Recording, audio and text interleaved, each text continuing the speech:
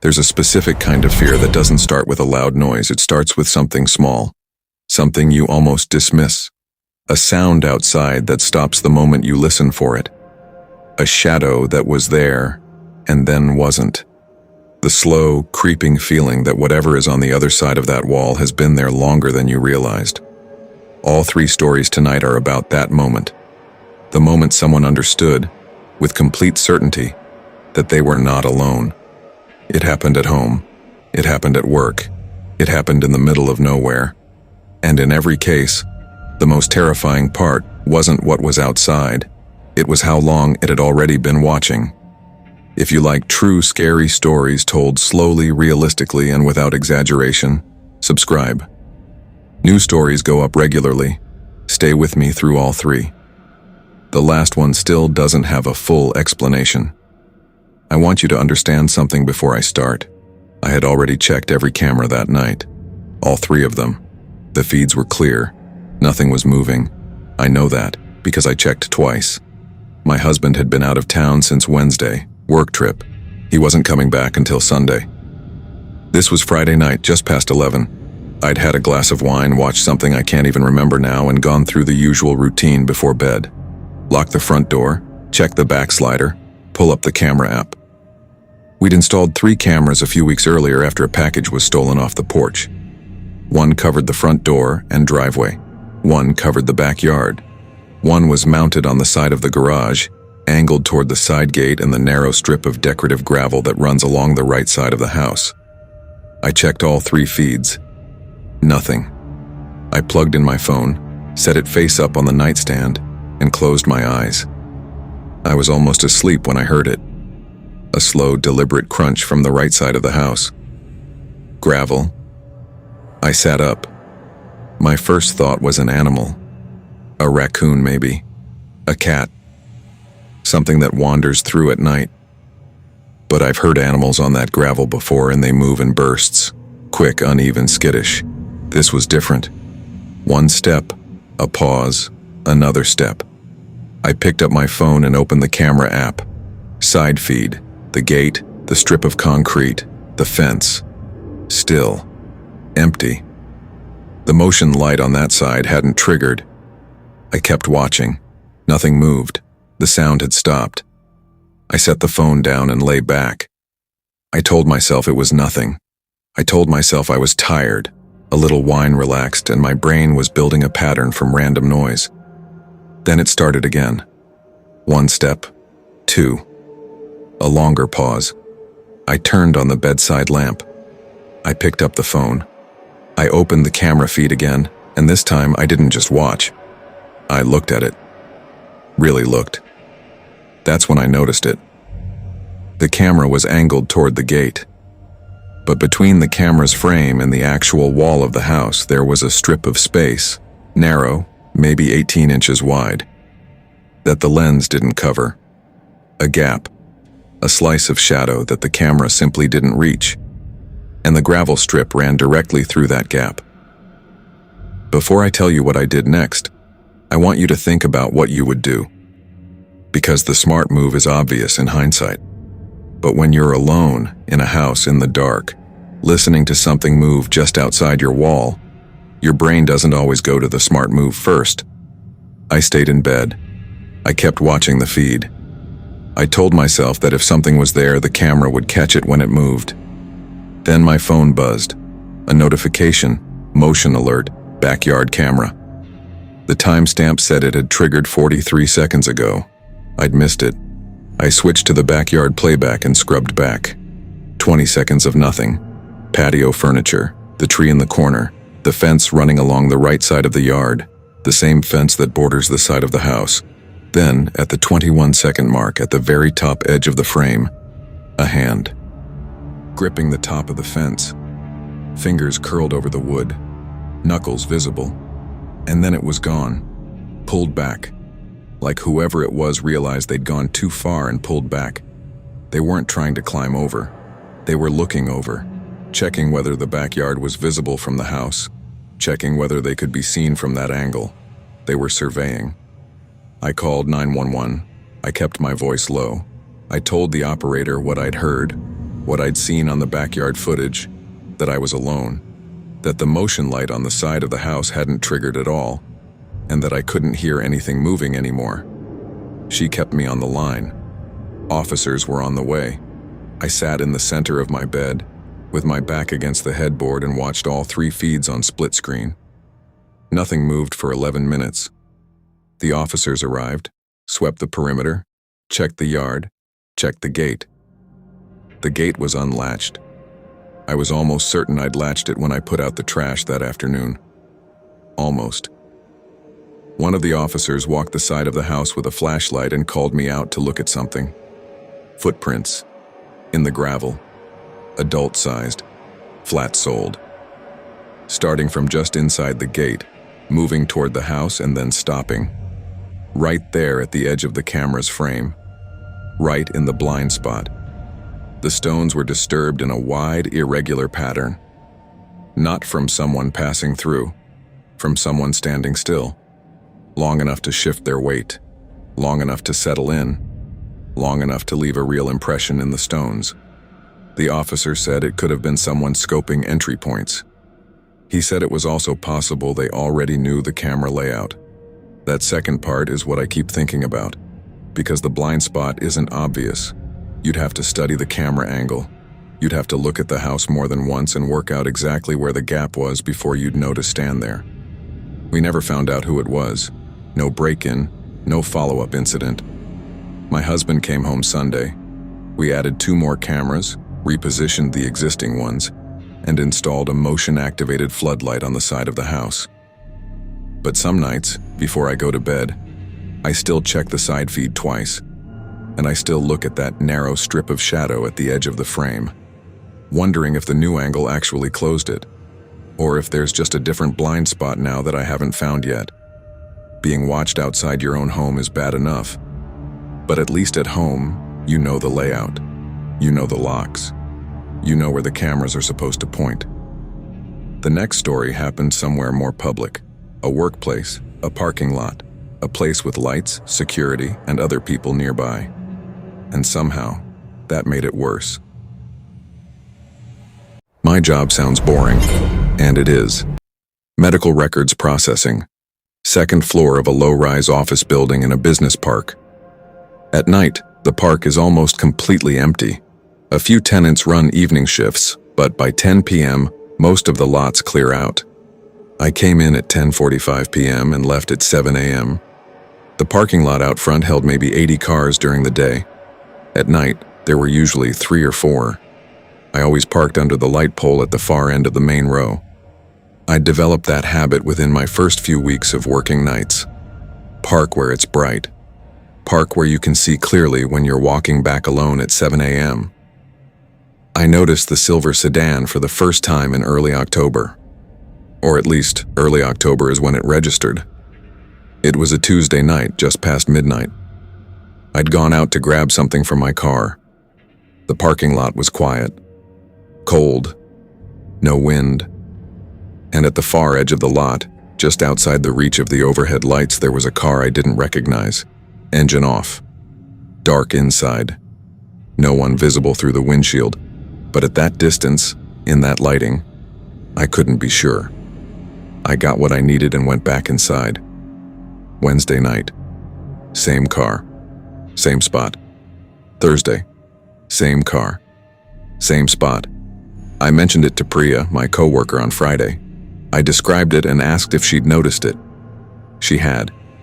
She figured it was someone waiting to pick up a coworker from one of the other buildings. That made sense. I accepted it. But something had already shifted in me, and I didn't quite know it yet. I started checking the lot. From the 2nd floor break room, there's a large window that faces the front parking lot. I started walking by it more often. On my way to get coffee, on my way back, checking. Every time I looked, the car was there. Same position, engine off. By the following Tuesday, it had moved. Not across the lot, not dramatically. 30 feet maybe, but those 30 feet put it 3 spaces down from my car. I noticed that immediately. I want you to pay attention to what happens next, because this is the part where a lot of people would still tell themselves it was coincidence. New parking habit, different tenant, completely unrelated. I almost did, but I'd started keeping a record by then, just the dates and times I noticed the car, and looking back at it removed all doubt. The car arrived before I did. Every single night. I checked the building's after-hours keycard log on a hunch. I filtered for the dates I'd marked. No entry on any of them. Whoever was in that car had no reason to be in this business park. They weren't going anywhere. They weren't waiting for anyone who worked here. They were just sitting there, engine off, watching the lot. I changed my routine. I stopped going to my car alone during breaks. I walked with Priya, or I didn't go. I took a different stairwell down to the lobby. I started timing my arrivals to overlap with at least one other person from my floor. For 2 weeks, nothing escalated. The car was still there every night, but it stayed in the same spot, and I told myself the routine changes were working. I felt slightly better. Then Priya left early on a Thursday. "Family thing," she said. "Nothing serious." I told her it was fine. Marcus was still on shift, but he was in the server room on the far end of the building. The main office area, my area, was empty. I was alone at my desk around 2 a.m. when I went to get coffee from the break room. I looked out the window. The silver sedan was parked directly behind my car, not 3 spaces down, not at the edge of the lot, directly behind it, with maybe 6 feet of space between the 2 bumpers. My car was blocked in completely. There was a figure in the driver's seat, looking straight up at the building. I stepped back from the window. I want to be honest here. I don't know if they could see me. The break room light was on. From outside, I would have been backlit. A silhouette in a window. They might have seen movement. They might have seen nothing. But I moved back fast regardless, and I stood against the wall with my heart pounding for what felt like a long time but was probably less than 30 seconds. Then I called Marcus on the internal line. I told him to come to the break room. I didn't explain why. When he arrived, I showed him the window. He looked out, looked back at me and said, "Yeah, that's close." No hesitation. He called building security. What happened next took under a minute, but I think about it a lot. The security guard pulled into the lot in his truck, headlights sweeping the row. And before he'd even come to a complete stop, before he'd turned off his engine, the silver sedan started up and pulled out of the lot. 20 seconds, maybe less. That tells you something. That tells you they were watching. They saw the truck pull in, and they knew exactly what that meant. They left before there was any reason to leave, unless they had already been prepared to. The guard filed an incident report. A description went to the police. That was the end of the official response. I stayed in the break room with Marcus until 7 a.m. When I finally got to my car, walking out with Marcus in the early morning light, I did a walk around out of habit. Checked the body, the tires, the windows. On the driver's side mirror, tucked under the lip where the plastic housing meets the glass, a folded piece of paper. I opened it with a pen. I didn't touch it with my hands. Blank. White paper. Nothing written. Nothing on either side. I've thought about that paper probably hundreds of times since then. Whether it was deliberate, whether it was a message in itself. I was here. I was this close. I could have done more. Whether it was placed there to make sure I noticed, or whether it was something dropped entirely by accident. I don't know. What I do know is what I found out afterward, when I asked the building manager about the parking lot cameras. The main cameras covered the lobby entrance and the central rows. The far row, the one I always parked in, the one under the light pole I'd chosen specifically because it felt safe, had a known gap in coverage. The cameras didn't reach that row. Someone had parked there every night for weeks. They had moved closer and closer and eventually pressed right up against my car, close enough to touch the mirror. And they had done it in the one section of the lot that no camera covered. I don't park under lights anymore. I don't park in the same spot twice. And I never told anyone at work exactly how long the car had been there before I said something. Because even now, thinking about those first 2 weeks, when I noticed it and talked myself out of it, I feel like I should have known sooner, like I almost gave it too much time. The first two stories had something in common. The person outside had time to study the place, the house, the parking lot, the routine. But the last story is different. This happened somewhere remote, somewhere the narrator had never been before, somewhere she went specifically. I'll tell you the detail that matters most right at the beginning. I booked that cabin under a nickname, not a fake name. My real card, my real address, everything legitimate. But years ago, when I first set up the travel booking account, I'd put my display name as Mara. It's a shortened version of my middle name. Nobody calls me that. My family doesn't. My friends don't. It was just a username I'd used once and never changed. The cabin was in rural Pennsylvania. Long gravel driveway off a county road. Dense woods on 3 sides. The nearest town was 20 minutes away, and by town I mean a gas station and a post office. Cell service out there was 1 bar if you stood in specific spots and didn't breathe too hard. I was there for 5 days alone.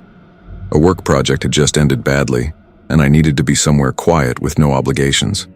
I chose that place specifically because there was no one nearby. That was the whole point. I arrived Thursday afternoon. The property manager had left a lockbox. I hadn't seen another person since I turned off the county road. Thursday night was quiet. I cooked. I read. I went to bed early.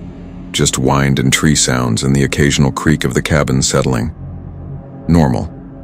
Friday night around 11 I heard something on the porch. A low shuffle, like something sliding across the wooden boards. I didn't move at first. I sat completely still and listened. It stopped. I went to the front window, staying to the side, not standing directly in front of it, and looked out at the porch. Empty. The motion light above the door had not triggered. I told myself it was a raccoon. Wind. Temperature change in the wood. I went to bed. Saturday night I was sitting outside on the porch around 9. Cold enough that I had a blanket pulled over my legs. No moon, or if there was one, it was completely behind clouds. Past the 60 feet or so of visible yard, the tree line was pure black. Just a wall of dark. My phone was in my hand. Battery at 38%. 1 bar, flickering. And from somewhere in the trees, not loud, not a shout, a voice said my name. My real name. Not Mara. Not the name on the reservation. My actual name. The name that appears nowhere in that booking. Everything in my body stopped. And if you can think of a normal explanation for that, I genuinely want to hear it. Because I've tried, and I still don't have one. The voice was male. It came from maybe 30 to 40 feet into the trees. And it wasn't hostile in tone. That's what disturbed me almost as much as the name itself. It was conversational. Calm. The way you'd say someone's name to get their attention across a room. I stood up. I went inside. I locked the door. I stood with my back against it in the dark and tried to be rational. I tried to construct an explanation. Someone else was out there. They had called out for someone else who happened to share my name. The direction and distance had just made it feel like it was meant for me. I held on to that for about 5 minutes. Then the voice came again. Same direction, same distance, same tone. Except this time, there was a slight lift at the end. Like a question. Like, I know you heard me. Are you going to answer? I did not answer. I turned off every light in the cabin. I moved to the center of the main room, away from all windows, and looked at my phone. 1 bar. I opened my texts and typed out my friend's name, the cabin address, and the words, "Someone outside. Need help." Then I hit send. The text sat on sending for almost 2 minutes. Then, delivered. I waited. Outside, I heard footsteps on gravel. Not from the tree line, from the side of the cabin. Slow, careful, moving along the exterior wall. I didn't move. I didn't make a sound. I just stood there in the dark and listened to someone walk around my cabin. The footsteps paused at one corner, started again, paused at another, like someone checking something. checking sight lines, checking windows, checking whether lights were on inside. Then I heard a creak on the porch steps. One step, the weight of something, then nothing. This is the decision I've gone back and forth on ever since. I did not call 911 at first. One bar of service and a dropped call would have told whoever was outside that I'd tried to call. I chose silence. I chose to wait for my friend to respond. Even now, knowing how it ended, I'm not completely sure it was the right call. I think about it whenever I'm somewhere with bad service and it gets dark. My friend called back 11 minutes later. I answered on the first ring. I whispered the whole conversation. She found the county sheriff's number and read it to me slowly. I called it with whatever signal I had left. The first call dropped at 22 seconds. The second connected. I gave them the address and didn't hang up until they confirmed they were sending someone. A deputy arrived 45 minutes later. He walked the perimeter. He checked the tree line with a flashlight. He found the disturbed gravel on the side of the cabin, the circling pattern I'd heard. He didn't find a person, but he found a camera, zip-tied to a tree about 10 feet into the woods, angled at the side of the cabin and the porch. A trail camera, the kind hunters use, with its own external battery pack. It had been there long enough for a thin layer of lichen to start growing on the mounting bracket. The deputy documented everything and took the camera. He asked me routine questions, how long I'd been there, whether I'd told anyone other than the booking platform where I was going. I said no, just the reservation, under the name Mara. He nodded. Then he asked if I'd seen anyone near the property when I arrived Thursday, or on the road coming in. I said no. He said, and he chose his words carefully, that whoever had installed that camera had likely been watching the property before I arrived, and that, given the equipment and the placement, it was very possible they knew who was booked to stay there. I packed up and drove home that night. I didn't sleep in the cabin again. Lichen doesn't grow fast. That bracket had been sitting in those woods for weeks, maybe longer.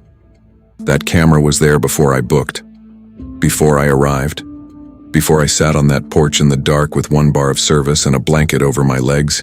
And then there's the name. My real name, not Mara. I've turned it over from every angle I can imagine. Maybe someone accessed the booking account and found more information than just the display name. Maybe the property had been used before by someone who knew me, and the connection is something I still haven't figured out. Maybe there's a completely mundane explanation that I'm missing, but none of those explanations account for the voice. The specific word.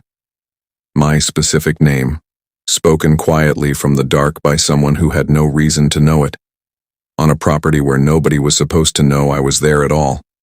I don't have an answer. That's the part I can't let go of. Not the camera, not the footsteps, not the 45-minute wait in the dark. Just one word, coming out of the trees.